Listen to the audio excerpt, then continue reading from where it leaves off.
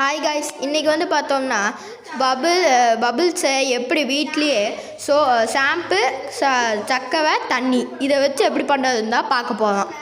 அதில் நான் இப்போ 2 ஸ்பூன் இல்லாட்டி 1 ஸ்பூன் சக்கரை எடுத்துக்கலாம்.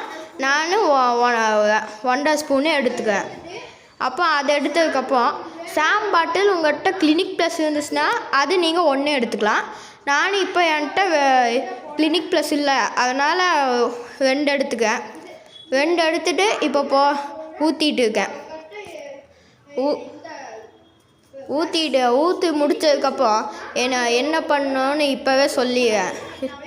ஊற்றி முடிச்சிட்டிங்கன்னா நீங்கள் கொஞ்சம், அதாவது தண்ணி அளவு நான் இப்போ நான் அளவை காமிப்பேன். நீங்கள் அதை வச்சு பார்த்து அளவு எடுத்துக்கோங்க.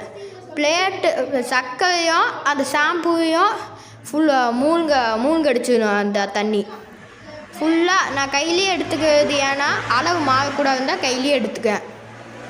கையில் இப்போ எடுத்து முடித்ததுக்கப்புறம் என்ன செய்யணுன்னா, இது கையிலே மிக்ஸ் பண்ணிக்கலாம். நீங்கள் வேணுன்னா கையில் மிக்ஸ் பண்ண முடியல அப்படின்னா நீங்கள் ஸ்பூன் இருந்துச்சு அந்த மாதிரிலாம் இருந்துச்சுன்னா அதை எடுத்து மிக்ஸ் பண்ணிக்கலாம்.